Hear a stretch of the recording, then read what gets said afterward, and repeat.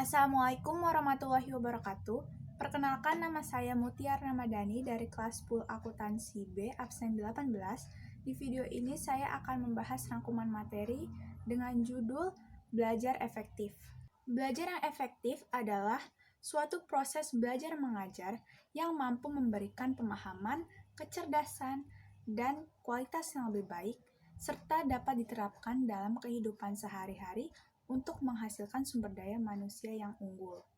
Untuk mencapai belajar yang efektif, tentu proses pembelajarannya harus dilakukan dengan baik dan benar. Berikut ini ada 10 tips belajar efektif yang sering saya gunakan dalam kehidupan sehari-hari dari 30 tips lainnya. Yang pertama adalah belajar kelompok.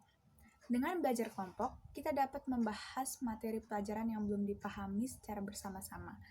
Lalu dengan adanya teman yang pandai dan rajin dalam belajar, kita bisa ketularan juga jadi pintar. Lalu yang kedua itu rajin membuat catatan. Kita dapat mencatat poin-poin penting dari setiap pelajaran di buku kecil yang dapat kita bawa kemana saja. Jadi di saat kita sedang berpergian kemana saja, kita dapat membaca buku tersebut. Yang ketiga adalah disiplin. Apabila kita sudah membuat perencanaan dalam belajar, maka kita harus melakukannya dengan baik dan konsisten. Yang keempat adalah sering berlatih atau practicing. Semakin banyak kita berlatih dan mengerjakan soal, semakin terbiasa juga kita mengerjakan soal tersebut dan mudah untuk menyelesaikannya. Kelima adalah banyak berlatih pelajaran yang kurang disukai. Misalnya kita kurang suka dengan pelajaran IPA, maka kita harus banyak berlatih atau ikut kursus atau belajar kelompok dengan teman, karena hal itu dapat membiasakan diri kita untuk menyukai pelajaran tersebut, karena kita sudah terbiasa melakukannya sehingga kita dapat mencintai hal tersebut secara tidak langsung. Yang keenam adalah hindari belajar berlebihan. Sebagai seorang pelajar, bukan seterusnya kita harus belajar. Ada waktunya kita harus beristirahat, ada waktunya kita harus melakukan hal-hal yang kita sukai. Yang ketujuh adalah niat. Karena segala sesuatu itu harus diawali dengan niat. Jika kita tidak bersungguh-sungguh dalam belajar, maka niat kita belum kuat.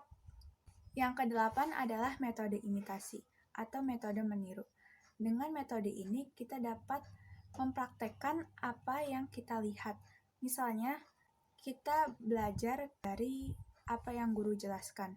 Misalkan guru menjelaskan sebuah materi, lalu kita bisa mempraktekannya atau menirukannya dengan cara menjelaskan materi tersebut kepada teman-teman yang belum paham. Nah, tujuannya itu adalah untuk mengetahui seberapa jauh kita paham materi yang disampaikan.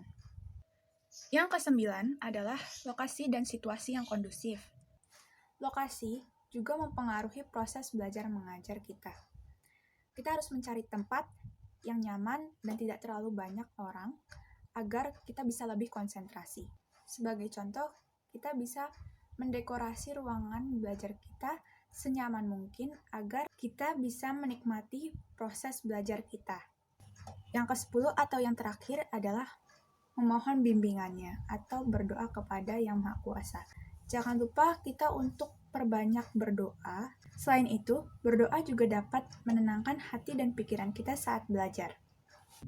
Jadi itu dia ringkasan materi yang telah saya baca. Kurang lebihnya mohon maaf. Terima kasih. Wassalamualaikum warahmatullahi wabarakatuh.